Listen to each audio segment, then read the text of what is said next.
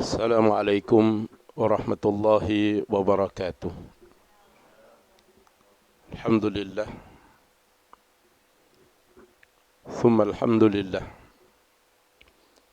Nahmaduhu wa nasta'inuhu wa nastahdihi wa nastaghfiruh. Wa na'udzu billahi min syururi anfusina wa min sayyiati a'malina.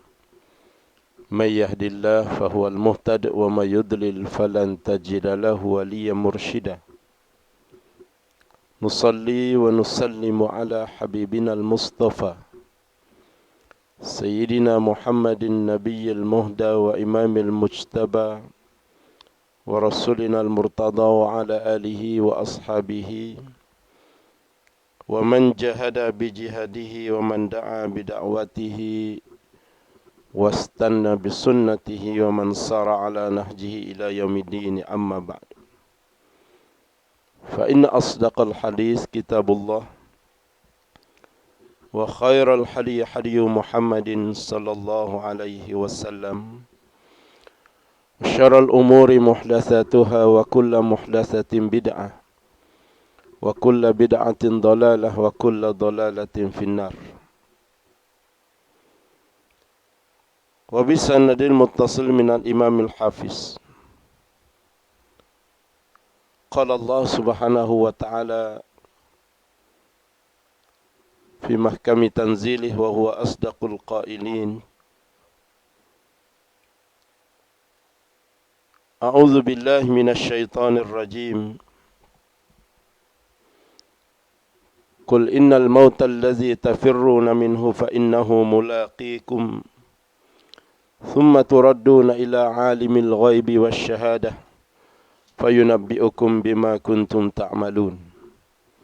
Shadaqallahul azim. Katakanlah wahai Muhammad, sebenarnya kematian yang kamu sering melarikan diri daripadanya itu tetaplah akan menemui kamu, kemudian kamu akan dikembalikan kepada Allah yang mengetahui segala yang gaib dan yang nyata. Lalu ia memberitahu kepada kamu apa yang kamu telah lakukan. Sidang pendengar yang dikasihi sekalian, pertama marilah kita merafak sebanyak kesyukuran kepada Allah Subhanahu wa taala. Sebanyak mana makhluk yang diciptakan oleh Allah. Dan kesyukuran yang seluas-luasnya, seluas alam yang dibentangkan oleh Allah. Lantaran mengizinkan kita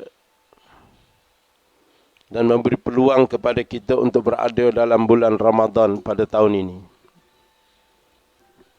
Suatu nikmat yang sangat besar,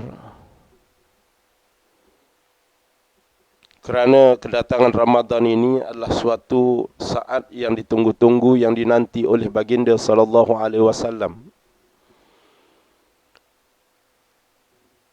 2 bulan sebelum daripada datangnya Ramadan, baginda sallallahu alaihi wasallam telah pun siap siaga mohon kepada Allah Subhanahu wa taala agar disampaikan baginda ke bulan Ramadan, sebagaimana doa yang biasa kita baca, Allahumma barik lana fi Rajab wa Sya'ban wa ballighna Ramadan. Dan itulah doa yang dibaca oleh baginda sallallahu alaihi wasallam. Ya Allah, ya Tuhan kami, berkatilah kami dan bulan Sya'ban, dan sampaikanlah kami ke bulan Ramadan. Walaupun hadis ini adalah merupakan dianggap sebagai hadis dhaif, Tapi jumhur ulama mengatakan bahawa sudah cukup syarat yang lengkap untuk kita menerima hadis dhaif dalam perkara-perkara menggalakkan amalan. Kerana hadis yang dianggap dhaif ini bukanlah dalam perkara akidah. Dan begitu juga bukan pula dalam perkara soal halal ataupun haram. Bahkan tidak ada satu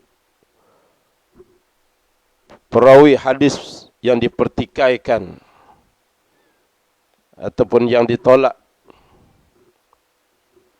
Dan dia masih lagi dalam perkara-perkara untuk menggalakkan kita beramal. Maka seorang manusia yang dijamin syurga oleh Allah Subhanahu wa taala, iaitulah baginda sallallahu alaihi wasallam, bahkan manusia yang tidak berdosa, begitu sekali mencintai dan mengharapkan untuk berada dalam bulan Ramadan Al-Mubarak. Apatah lagi kita manusia yang banyak melakukan dosa, lagilah untuk kita mengharapkan supaya sampainya kita dalam bulan Ramadan.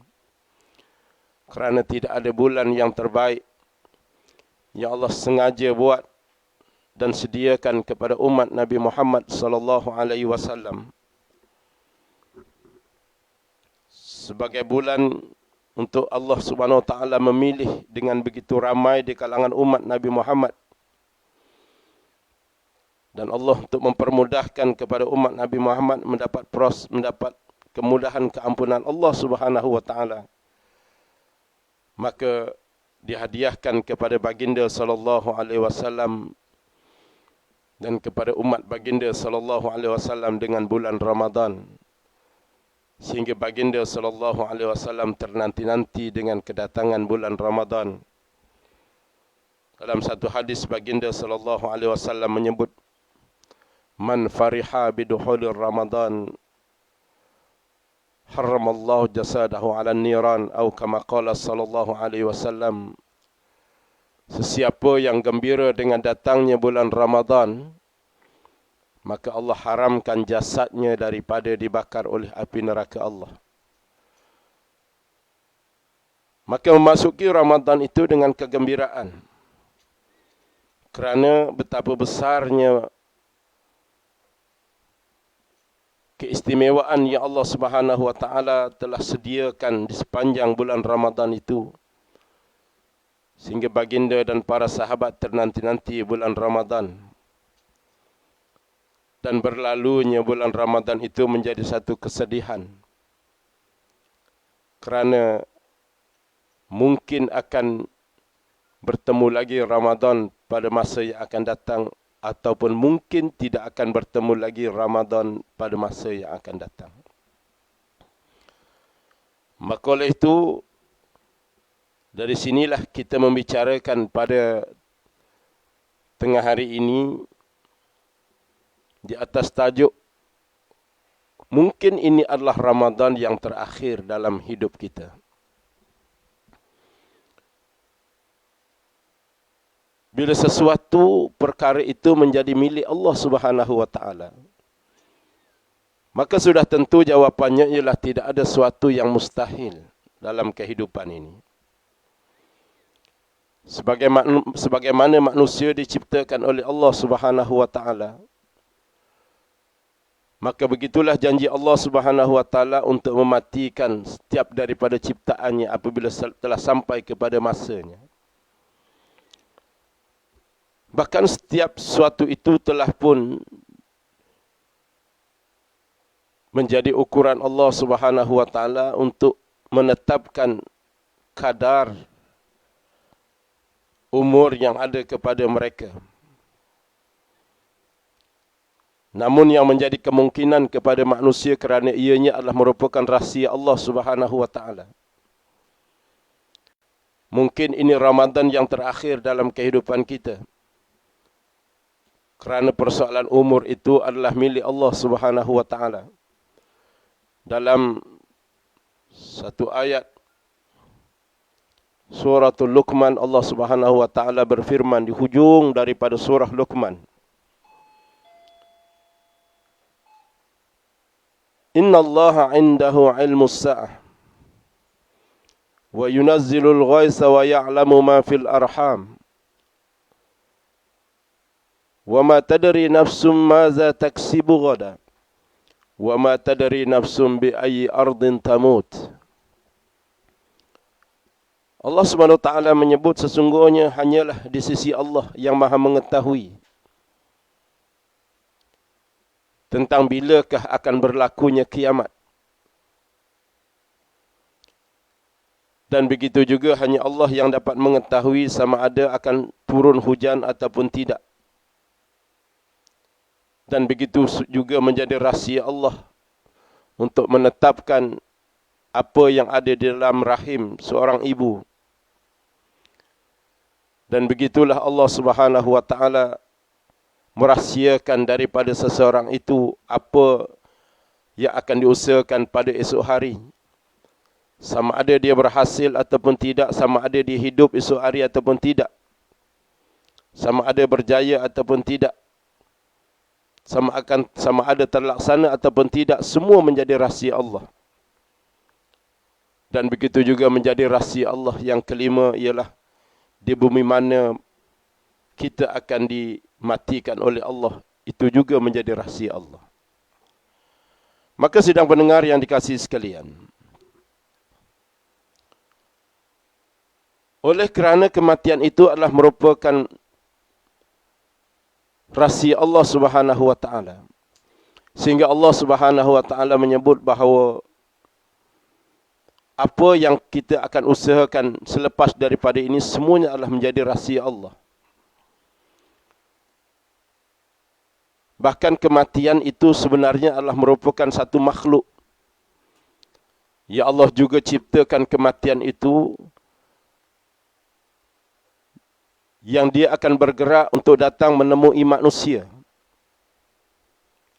Sebagaimana manusia bergerak, begitu juga kematian bergerak. Sebab itu, hakikatnya kita semua tidak boleh lari daripada kematian. Sebagaimana firman Allah yang saya bacakan di awal tadi daripada surah Al-Jumu'ah. Katakanlah wahai Muhammad, sesungguhnya kematian yang kamu sering lari daripadanya, kematian itu akan menemui kamu. Maka untuk kita kait dengan Ramadan ini,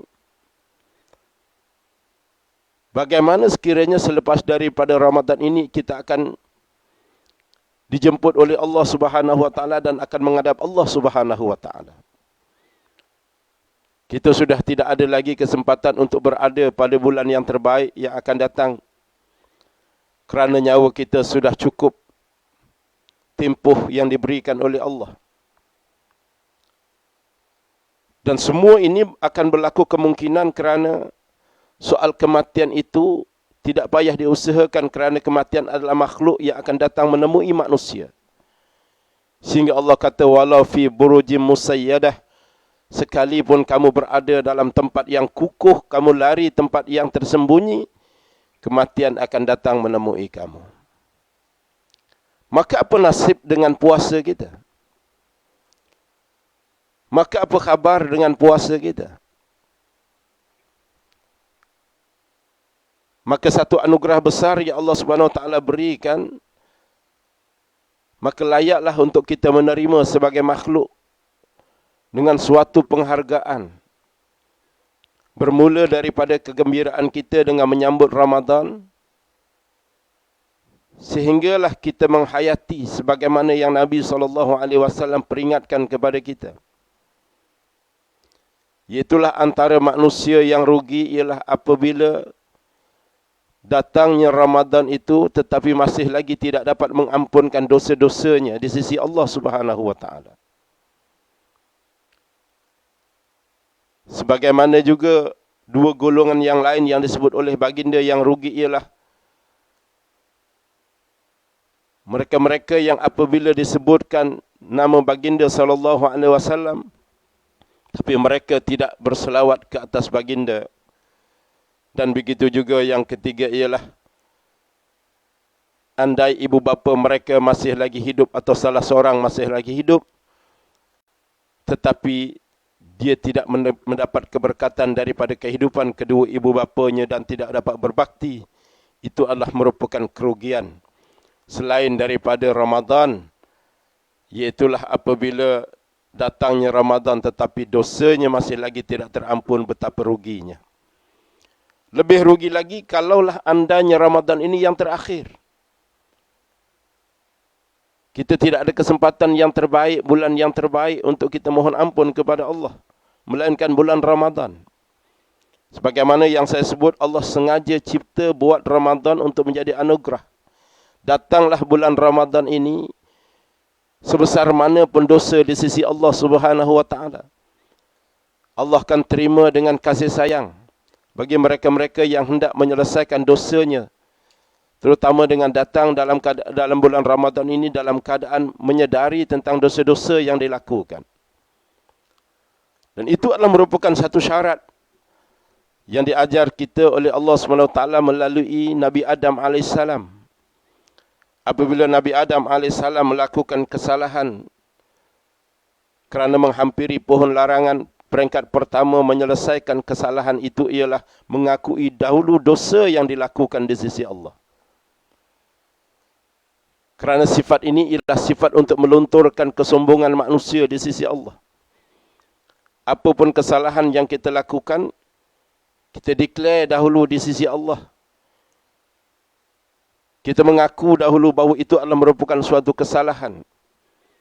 Sebagaimana doa yang diajar oleh Allah kepada Nabi Adam AS, Rabbana zalamna anfusana, wa illam taghfir lana wa tarhamna lanakunanna minal khasirin. Ya Allah, ya Tuhan kami telah melakukan dosa. Dengan syarat yang pertama ialah mengaku dulu bahawa perbuatan itu adalah merupakan perbuatan dosa. Kemudian diiringi dengan penyesalan di sisi Allah Subhanahu wa taala. Maka begitulah Allah menyediakan Ramadan ini kepada hamba-hambanya yang datang kepada Allah, sekalipun dengan membawa syarat dosa yang banyak. Allah bersedia untuk mengampunkan segala dosa.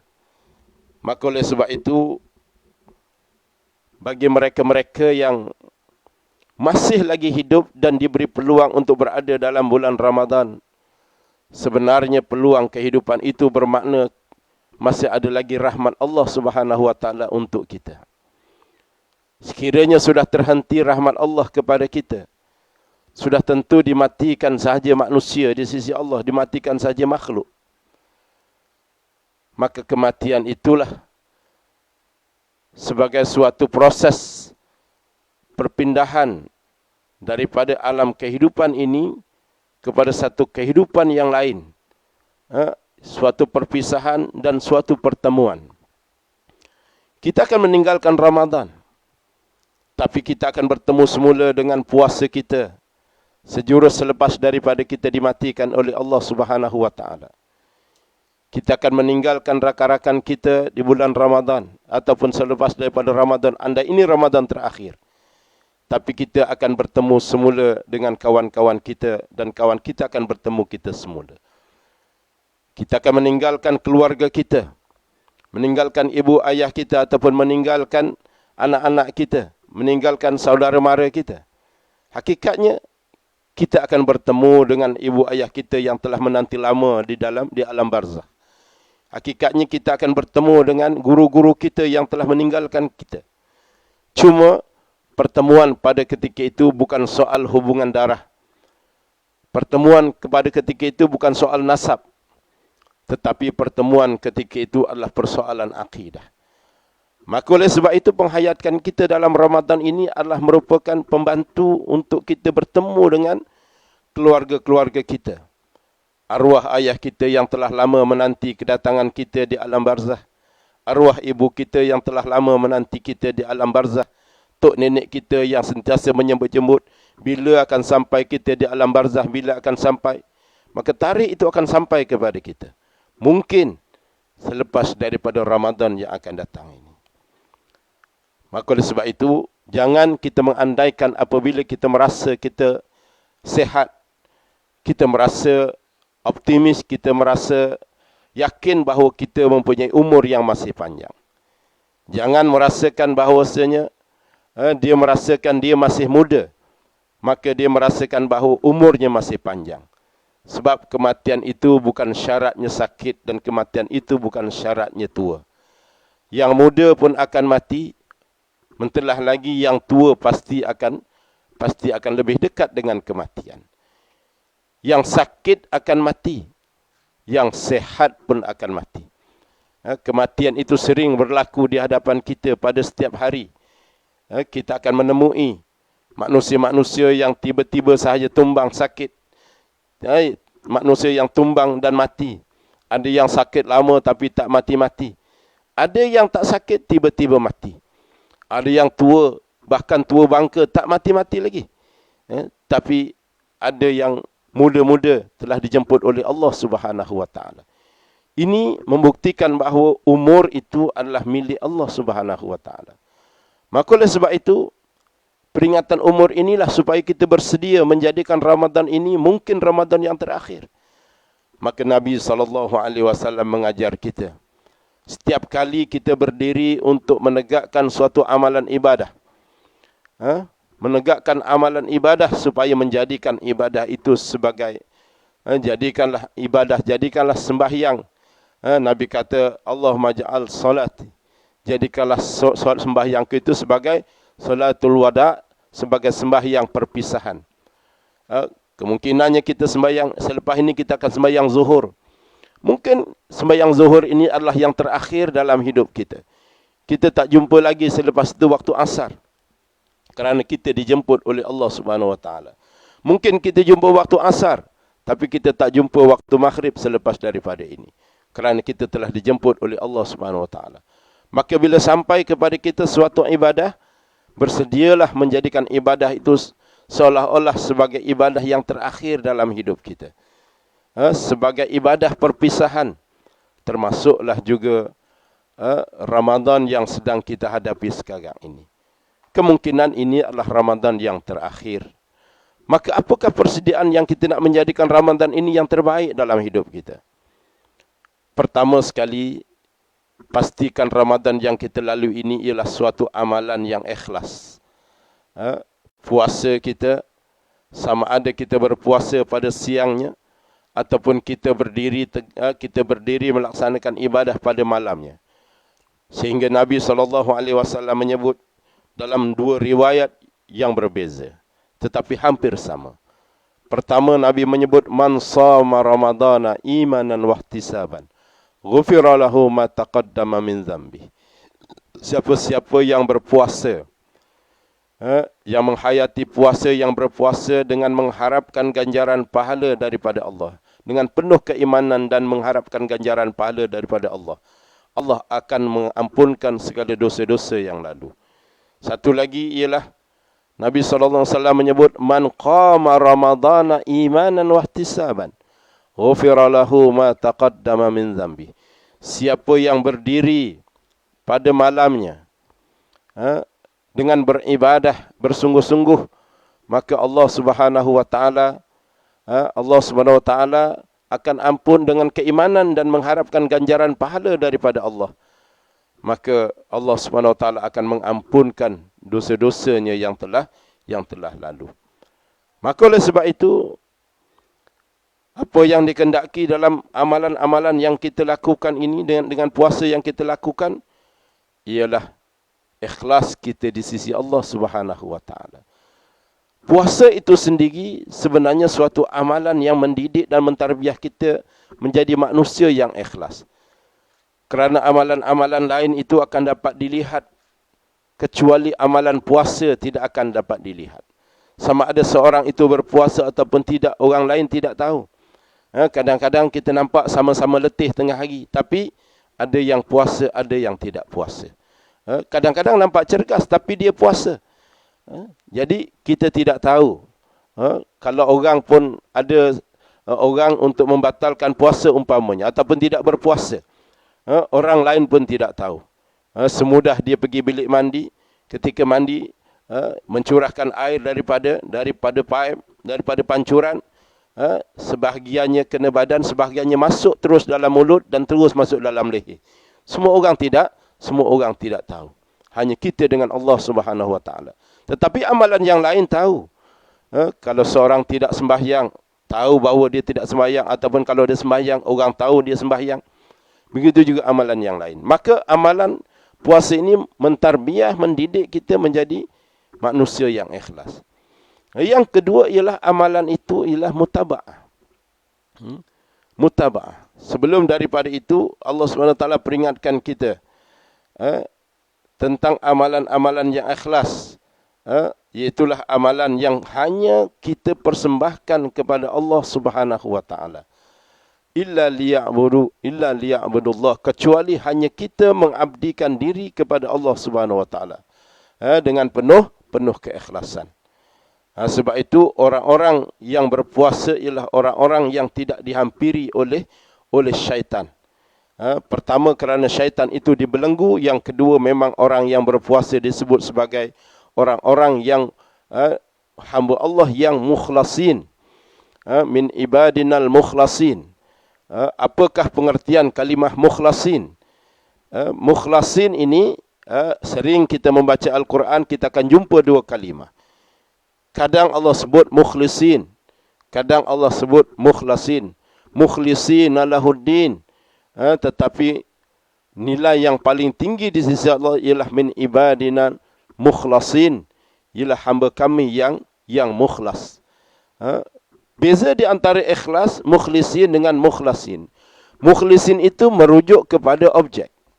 Itulah orang-orang yang ikhlas. Merujuk kepada objek. Orang-orang yang ikhlas. Maknanya orang-orang yang beramal dengan penuh keikhlasan. Itu orang-orang yang ikhlas. Tetapi bila satu sampai peringkat dia sungguh-sungguh beramal, maka itu akan sampai kepada mukhlasin, iaitulah orang-orang yang diikhlaskan oleh Allah SWT. Itu sudah merujuk kepada subjek. Bukan lagi kepada objek, kepada subjek. Orang-orang yang diikhlaskan oleh Allah SWT. Maknanya, seseorang yang berpuasa, dia melalui puasanya, sudah bertahun-tahun kita berpuasa dengan penuh keikhlasan, akhirnya kita memang dinilai oleh Allah sebagai orang yang ikhlas, dan semua amalan kita bergerak dengan diikhlaskan oleh Allah Subhanahu Wa Taala. Mukhlasin, itulah orang-orang yang diikhlaskan oleh Allah Subhanahu Wa Taala. Jadi sidang pendengar yang dikasihi sekalian, itu persoalan berkaitan dengan ikhlas. Yang kedua ialah mutaba'ah. Mutaba'ah ini ialah amalan itu mesti mengikut amalan baginda sallallahu alaihi wasallam. Tidak ada guna kita berpuasa tetapi puasa itu tidak mengikut kepada amalan yang dilakukan oleh baginda sallallahu alaihi wasallam. Di sinilah pentingnya kita kata melalui puasa itu, menjalani puasa mesti dengan ilmu. Kita mesti berpuasa dengan sumber ilmu yang betul. Dengan kita mencari ilmu, kita duduk dengan guru, kita duduk dengan para ulama, kita mencari ilmu. Maka sebab itu saya dan kita semua sangat menyokong. Kalau sekiranya Ramadan ini kita buat tazkirah. Hidupkan tazkirah, hidupkan majlis-majlis ilmu. Kerana ilmu itu sangat penting untuk menilai tentang amalan-amalan yang kita lakukan. Kerana puasa itu sendiri tak akan dapat diterima oleh Allah kecuali puasa itu mesti mengikut sebagaimana puasanya baginda sallallahu alaihi wasallam. Sebab itu sebagai contohnya apabila Allah SWT mensyariatkan sembahyang tarawih kepada kita. Tarawih itu sebenarnya dalam istilah beribadah tapi dalam keadaan yang santai, yang rehat. Ada orang yang bertarawih dalam keadaan serba keletihan. Nak menghabiskan 20 rakaat, tetapi tuntutannya anak-anak muda mesti dibuat dengan laju. Akhirnya dibuatlah dengan laju. Kadang-kadang setengah jam selesai dah. Selesai dah 20 rakaat. Sebab memang dunia sekarang ini kalau kita perhatikan, memang dia ada kumpulan-kumpulan mazhab tersendiri. Ada yang mazhab 20, ada yang mazhab 8. Biasanya mazhab 20 ni penganutnya ialah yang tua-tua. Yang mazhab 8 ni yang muda-muda. Mazhab 8, tetapi ada juga yang mazhab yang ketiga, yang dia tak pakai dua-dua. 20 pun tak pakai, 8 pun tak pakai. Duduk rumah masing-masing je. Jadi, apa yang penting ialah supaya kita menjadikan amalan berterawih itu benar-benar rehat. Barulah kita akan dapat manfaat ataupun mendapat kelebihan daripada man qama Ramadan. Bukan sekadar qama Ramadan pada waktu itu berterawih, tetapi semua amalan-amalan kita laksanakan. Kadang-kadang ada suatu kesilapan dalam memaham. Ada setengah surau, setengah masjid, kadang-kadang lepas daripada sembahyang isyak, dia terus buat tarawih, dia tinggalkan sembahyang ba'diyah. Padahal di sisi Allah ba'diyah itu sebenarnya keistimewaannya lagi besar daripada tarawih. Maka jangan tinggalkan 2 rakaat ba'diyah. Kerana itu juga adalah merupakan syariat yang sebenarnya fadilat dan manfaatnya lebih besar daripada tarawih lagi. Dan tak perlu untuk bertarawih dengan laju. Kita buat secara santai, secara cermat. Kerana dibuat pada waktu malam yang tempoh masanya panjang. Antara pukul 8.30 malam ataupun pukul 9 malam sampai pukul 5 pagi. Kita boleh bertarawih. Saya pengalaman waktu belajar di Jordan dahulu. Pernah sesekali saya masuk ke Syria. Saya tengok satu kumpulan orang yang bertarawih. Sambil berzikir, tarawih sambil berzikir. Saya perhati bertarawih 1 rakaat lebih kurang 1 juzuk Al-Quran. 1 juzuk Al-Quran. Dekat nak subuh baru dia habis tarawih dia. Ini pun terlalu rehat sangat pula. Yang ni memang budak-budak muda pakat tak dekat dah lah. Yang ni memang mazhab muda memang tak dekat. Sebab anak-anak muda kadang-kadang cari yang 8. Itu pun dipilih lagi. Yang 8 tapi yang cepat. Kita tidak perlu cepat. Tidak perlu sebab namanya pun tarawih. Kita perlu laluinya. Pertama dengan ikhlas. Yang kedua dengan mutaba'ah. Mengikut sebagaimana baginda sallallahu alaihi wasallam. Begitu juga jangan sampai kita meninggalkan. Dengan qama Ramadan itu ialah kita bangun malam. Bukan sekadar bangun untuk kita bersahur. Tetapi bangun malam ialah mendirikan malam-malam itu dengan kita sembahyang, dengan kita membaca Al-Quran. Dengan kita bertahajud. Dengan kita memperbanyakkan istighfar kita pada waktu sahur. Sebab itu antara kerugian orang yang berpuasa ialah mereka yang bangun pada waktu sahur tetapi tidak mendirikan sembahyang tahajud. Paling tidak 2 rakaat kita kena dirikan. Dan kita beristighfar. Kerana perintah beristighfar pada waktu sahur ini disebut oleh Allah Subhanahu Wa Taala dalam Al-Quranul Karim. Wabil ashari hum yastaghfirun dalam surah Az-Zariyat. Pada waktu sahur mereka itu beristighfar. Ini orang-orang yang Allah senaraikan sebagai orang-orang yang muttaqin. Pada ayat daripada surah Ali Imran umpamanya. Allah sebut sekali lagi orang-orang yang istighfar pada waktu subuh. As-sabirina was-sadiqina wal-qanitina wal-munfiqina wal-mustaghfirina bil ashar. Orang-orang yang sabar, orang-orang yang benar, orang-orang yang taat, orang-orang yang menafkahkan harta pada jalan Allah dan orang-orang yang istighfar pada waktu sahur.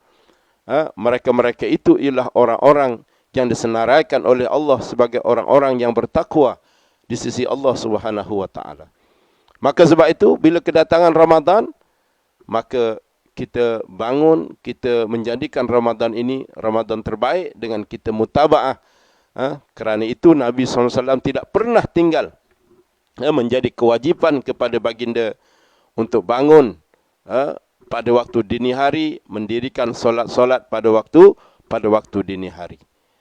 Jadi itu mutabaah kita dengan amalan-amalan yang dilakukan oleh baginda sallallahu alaihi wasallam. Maka sidang pendengar yang dikasihi sekalian, andai ini adalah Ramadan yang terakhir dalam hidup kita, kemana selepas ini puasanya akan kita bawa? Kemana pula amalan-amalan yang lain akan kita bawa? Kalaulah selepas daripada ini memang kita akan dimatikan oleh Allah Subhanahu wa taala dan kita tidak akan bertemu lagi Ramadan yang akan datang, jawabnya ialah kita akan berpisah dengan Ramadan, tapi kita akan bertemu dengan puasa, dengan amalan-amalan yang kita lakukan. Sebab itu di dalam satu buku yang bertajuk At-Tazkirah, yang dikarang oleh Imam Al-Qurtubi, yang menghimpunkan hadis-hadis Nabi SAW, telah memuatkan tentang proses-proses bagaimana proses alam barzah itu berlaku. Bermula daripada kematian, sampailah dia akan bertemu dengan Allah, sampailah diletakkan di tempat sama ada dalam syurga ataupun dalam neraka, wal'ayazubillah. Semua itu ada dalam hadis Nabi SAW. Sebab itu orang beriman dia akan dapat melihat bahawa puasanya bukan sekadar puasa, tetapi puasanya akan melangkaui kepada 7 petala langit. Amalan-amalan yang dilakukan. Sebab itu pandangan orang beriman itu sangat tajam. Dia bukan hanya berpandangan sampai kepada soal kematian, sampai kepada kubur sahaja. Ada setengah orang hanya dapat melihat perjalanan hidupnya hanya sekadar kubur sahaja. Tetapi orang beriman, dia akan melihat perjalanannya melangkaui kepada 7 lapisan langit, sehinggalah dia dapat melihat perjalanan terus ke syurga Allah Subhanahu wa taala. Maka sebab itu orang beriman akan menjadikan setiap amalan itu dilakukan dengan penuh cermat, kerana dia tahu bahawa amalan-amalan yang dilakukan akan menemuinya selepas daripada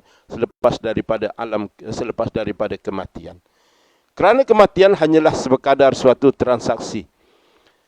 Hanyalah sekadar satu perpindahan alam.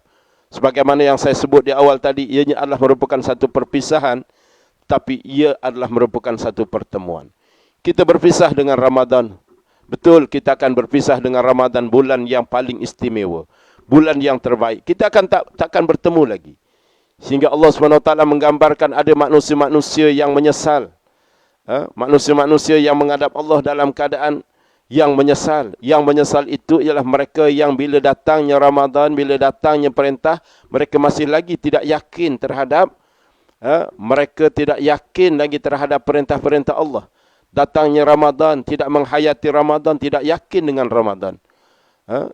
Dalam ayat yang sering kita baca pada setiap pagi Jumaat. Walau tara idzil mujrimuna nakisu ru'usim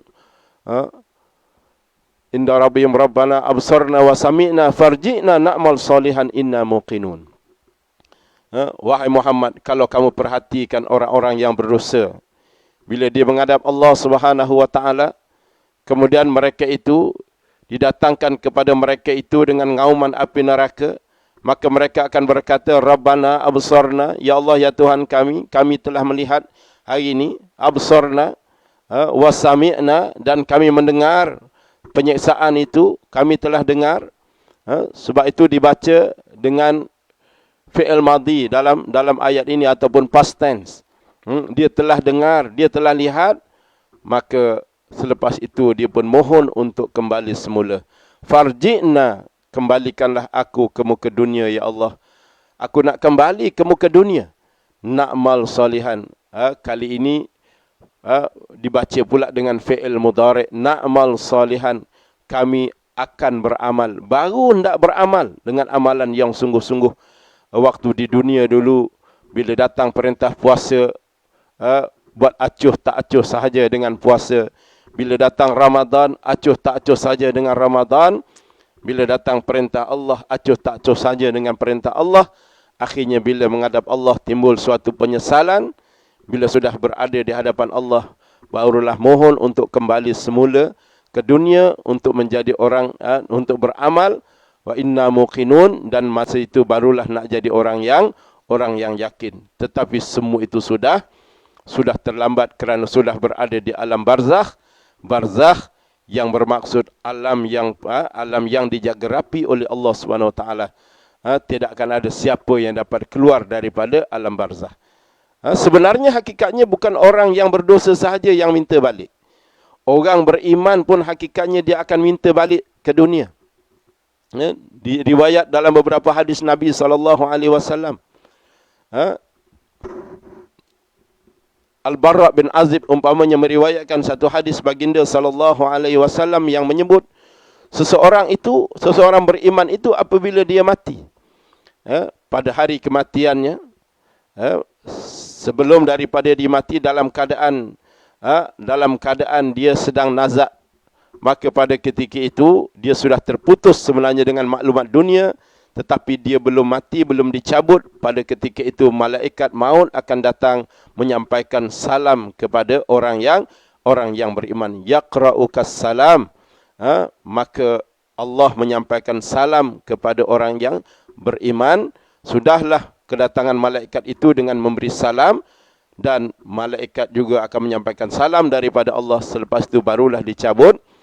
Maka selepas dicabut itulah kemudian berlakulah proses yang roh itu akan disambut oleh malaikat rahmat, dibawa melepasi lapisan langit pertama, kedua, ketiga, keempat, kelima, keenam, ketujuh, dan diperlihatkan tempat dia akan duduk nanti, iaitulah di satu tempat yang dinamakan di Darul Baida, di taman-taman syurga. Kemudian rohnya akan dibawa semula turun ke dunia untuk ketika mana jasadnya dimasukkan ke dalam tanah, maka ketika itu roh akan dimasukkan semula ke dalam jasad untuk menjawab soalan-soalan ketika berada dalam kubur. Maka apa yang berlaku di dalam kubur?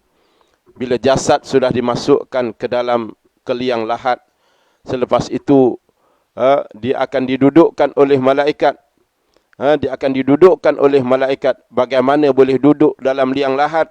Kita tidak perlu fikir dengan fikiran kita. Kita tidak perlu mengandaikan. Kita rasa dengan andaian kita bahawa macam mana mungkin nak duduk dalam keadaan keranda yang begitu sempit. Itu fikiran kita. Alam barzakh sebenarnya sudah tidak masuk dalam fikiran kita. Kita serahkan ianya kepada Allah atas kekuasaan Allah. Sehingga Allah boleh luas lebarkan sebenarnya kubur seorang beriman menjadi 40 hasta, dan setengah riwayat boleh membesar sehingga 70 hasta. Begitulah Allah menyediakan ruang, tempat orang beriman bila didudukkan, maka malaikat pun datangkan kepada kita seorang lelaki, lantas ditanya, kenal ataupun tidak kamu dengan lelaki ini? Maka orang yang beriman kepada Allah, dia akan dapat menjawab, dia kenal, itulah dia hamba Allah, itulah dia Rasulullah sallallahu alaihi wasallam. Itulah kali pertama kita akan bertemu dengan Nabi kita Muhammad sallallahu alaihi wasallam. Sebab itu pertemuan itu mestilah dimulakan dengan keinginan dan kecintaan kita kepada Nabi, dan kecintaan itu antaranya kita lontarkan melalui selawat-selawat kita kepada Nabi kita Muhammad sallallahu alaihi wasallam. Maka sebab itu saudara yang dikasihi sekalian, tidak usah bimbang untuk memperbanyakkan selawat di musim, terutama di bulan Ramadan, pada malam-malam berterawih. Tidak ada masalah. Kalau orang mengatakan bid'ah berselawat antara terawih, tidak ada bid'ah. Kerana tidak ada halangan untuk kita berselawat di mana-mana pun kecuali dalam tandas sahaja. Maka kita berselawatlah di mana-mana pun kesempatan kita. Sudahlah terawih kita dapat, selawat kita dapat, ada pula majlis ilmu tazkirah kita dapat lagi ganjaran pahala. Harus diingat bahawa orang-orang yang berselawat kepada Nabi SAW, selawat itu akan dibawa oleh malaikat, dipikul oleh malaikat, dipersembahkan kepada Nabi kita Muhammad SAW. Sebagaimana kata Nabi, sabda Nabi, inna salatakum ma'rudatun alayya. Sesungguhnya selawat-selawat kamu itu akan dibawa oleh malaikat untuk disampaikan kepada kami, kepada aku, kata baginda sallallahu alaihi wasallam. Sekali selawat malaikat fikul. Bayang kalau 2 kali selawat dipikul lagi 3 kali selawat. Selawat orang Kuala Lumpur. Selawat orang Kuala Lumpur dipikul oleh malaikat. Untuk sampai kepada Nabi kita sejauh 10,250 kilometer daripada Kuala Lumpur sampailah Madinah. Itu kiraan saya. Kalau tuan-tuan tak percaya, tuan-tuan kiralah sendiri. Jadi sidang pendengar yang dikasihi sekalian, maka begitulah pentingnya selawat-selawat yang kita kumandangkan. Maka kita kenal itu adalah Nabi kita. Selepas itu, bila kita dapat menjawab itu adalah Nabi kita, maka diperlihatkanlah kita tentang syurga yang kita akan duduk nanti. Ketika itu kita pun menangis kegembiraan. Ketika itu kita pun hidup dengan keseronokan kita. Dan ketika itulah kita minta kepada para malaikat untuk minta izin untuk balik ke dunia. Orang beriman ketika itu mohon balik ke dunia. Untuk apa? Untuk dia menceritakan kepada anak-anaknya, ceritakan kepada isterinya, ceritakan kepada suaminya, ceritakan kepada cucu-cucunya. Betapa dia telah melihat nikmat yang begitu besar, yang tak pernah dilihat oleh mata kepala dia sendiri, sehingga kegembiraan itu dia nak kongsi dengan anak-anak dia. Dia mohon izin untuk balik ke dunia, tapi tidak akan ada kesempatan untuk balik ke dunia. Kehendak dia ialah nak bagi tahu anak cucu dia, jangan tinggal sembahyang, berpuasalah bersungguh-sungguh, bangunlah pada waktu malam, istighfarlah banyak-banyak, ikhlaskan setiap amalan kepada Allah. Begitulah dalam setiap amalan yang dilakukan. Tetapi Allah juga tidak izinkan untuk orang beriman balik semula ke dunia. Sebab itu tidak ada roh yang balik. Kalau ada setengah amalan kita pada 7 likur dipanggil, 7 hari terakhir bulan Ramadan dipasangnya panjut, dipasangnya pelita, kononnya untuk menanti kedatangan roh arwah balik. Tak payah pasang, tuan-tuan sekalian. Tak payah pasang. Memang arwah takkan balik. Dia berada di alam barzakh, alam yang dijaga rapi, kukuh. Namanya barzakh. Alam yang kukuh dijaga rapi oleh Allah Subhanahu wa taala.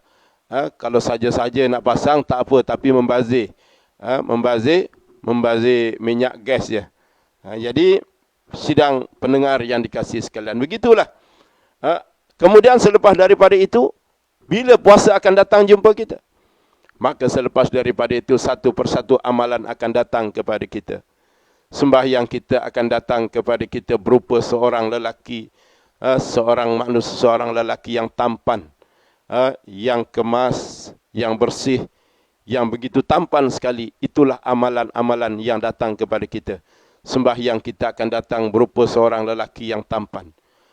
Kemudian begitu juga puasa kita akan datang kepada kita, menemui kita berupa seorang lelaki yang tampan kepada kita, sehingga kita berasa seronok dengan amalan-amalan itu. Sebab itulah Allah SWT menjadikan puasa itu sebagai suatu amalan yang menyebabkan syurga akan merindui kita. Ingat 4 perkara yang Nabi SAW sebut, antaranya syurga merindui kepada 4 golongan. Yang lain-lain kita terpaksa nak mengharapkan mendapat syurga. Kita mohon supaya syurga menerima kita. Yang 4 golongan ni tak payah. Syurga sendiri merindui kita. Siapa dia? Taliyul Quran. Orang yang banyak membaca Al-Quran. Orang yang banyak membaca Al-Quran. Yang kedua ialah hifzul lisan. Golongan yang kedua yang syurga merindui dia ialah orang yang menjaga lisan, menjaga lidahnya. Terutama dalam bulan Ramadan ini, tuan-tuan sekalian, kena perhati elok-elok kita punya lisan, kita punya lidah, termasuklah tulisan kita. Sebab bahasa tulisan itu sebenarnya bahasa yang datang daripada lisan kita. Kita punya status dalam Facebook, status kita dalam Instagram, apa yang kita tulis, apa yang kita isi. Kalau yang kita tulis itu caci maki orang lain, kita hina orang lain, kita fitnah apatah lagi orang lain, kita adu domba, memburuk-burukkan orang dalam kita punya status, ingat, ia akan menjadi satu legasi dosa yang berpanjangan kepada kita. Hatta apabila kita mati, dosa akan terus berjalan. Sedangkan keuntungan orang yang beriman ialah apabila dia mati, dosanya juga akan turut mati bersama dengan dia. Itu keuntungan orang yang beriman. Tetapi orang yang tidak menjaga lidah dan lisannya, sehingga menjadikan medsos, media sosial yang ada di sekeliling hanya untuk memfitnah orang, maki hamun orang, caci maki orang, maka dia akan mendapatkan dosa-dosa yang berpanjangan sekalipun dia sudah berada di alam barzah. Sedangkan peringatan demi peringatan sudah sampai kepada kita. Orang yang paling beruntung di alam barzah ialah apabila nyawanya sudah berhenti tapi ganjaran pahalanya masih akan berterusan. Tetapi yang paling rugi ialah orang yang nyawanya sudah berhenti tetapi dosa masih berterusan. Maka oleh sebab itu, jaga lisan, jaga lidah. Bercakap dalam perkara-perkara yang baik, menyampaikan perkara yang baik, perkara yang dapat menyatukan manusia, bukan memecah belahkan manusia. Itu bahasa-bahasa yang baik, lidah yang dijaga. Yang ketiga ialah orang-orang yang memberi makan orang yang berpuasa. Itu sangat dirindui oleh Allah Subhanahu wa taala, dan begitu juga orang yang berpuasa pada bulan Ramadan sehinggalah dia berbuka. 4 golongan inilah yang sangat dirindui oleh syurga. Syurga merindui kepada 4 golongan ini. Maka itulah amalan-amalan yang akan datang kepada dia. Kemudian apabila satu-satu amalan sembahyang datang, amalan puasa datang, membawa ganjaran amalan puasa. Ganjaran kita baca Quran, amalan itu datang kepada kita, membawa ganjaran kita membaca Al-Quran. Tetapi saat apabila datang amalan kita berinfak pada jalan Allah, kita menderma pada jalan Allah, kita korbankan harta kita pada jalan Allah, amalan baik itu datang, dia bukan sekadar ganjaran pahala kita berinfak, tetapi ganjaran pahala kita menafkahkan harta akan datang sekali. Ganjaran sembahyang, ganjaran puasa, ganjaran zakat, ganjaran haji, termasuklah juga ganjaran, semuanya akan datang dalam pakej apabila kita mendermakan harta pada jalan Allah. Kenapa? Kerana menginfakkan harta pada jalan Allah itulah amalan yang tersangat besar, sehinggalah kalau kita perhatikan di dalam surah Al-Munafiqun, Allah Subhanahu wa taala menyebut bagi orang-orang yang mati, bagi orang-orang yang sedang menghadap kematian, apabila mereka diberikan peluang, laula akhartani ila ajalin qarib fa asaddaqa wa akum minas salihin, maka dia mohon sekejap, sebentar saja lagi, jangan dimatikan sekarang. Kalau boleh tangguhkan sedikit saja. Ajalin qarib, tangguhkan sedikit boleh tidak ya Allah? Dia mohon kepada Allah untuk apa? Untuk fa'as-saddaqa, untuk dia bersedekah pada jalan Allah.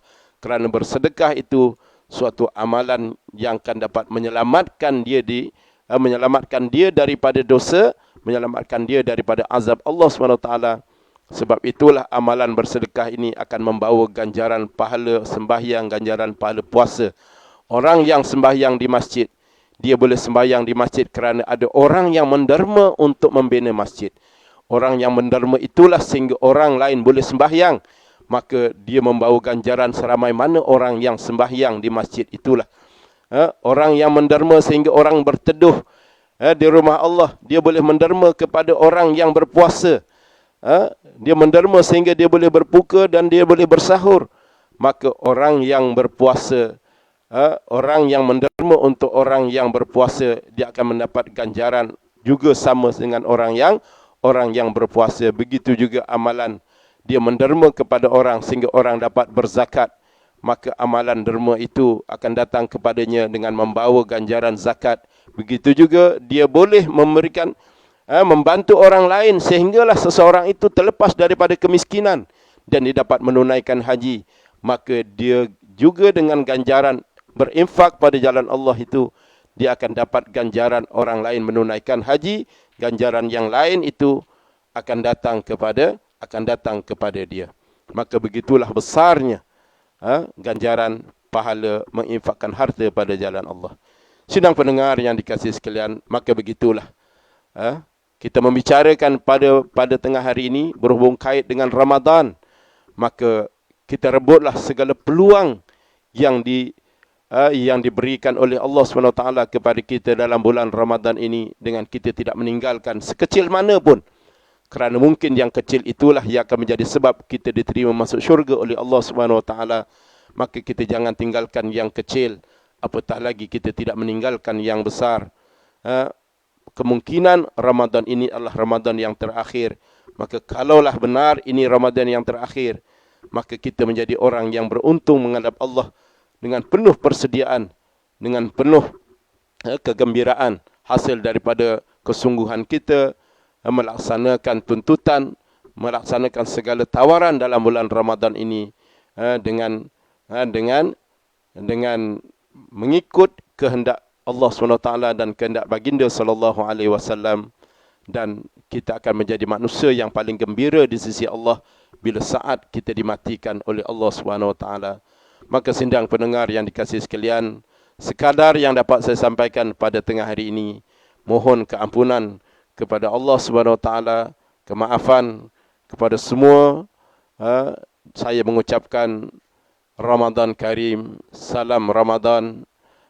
Mudah-mudahan kita dapat terus diberikan peluang oleh Allah sehingga ke hujung Ramadan dan dapat bertemu semula Ramadan akan datang. Namun kalau inilah Ramadan yang terakhir, mudah-mudahan inilah Ramadan yang terbaik yang dapat kita persembahkan kepada Allah Subhanahu wa taala. Aqulu qauli hadza wa astaghfirullahal azim li wa lakum. Wabillahi taufiq wal hidayah. Wassalamu alaikum warahmatullahi wabarakatuh.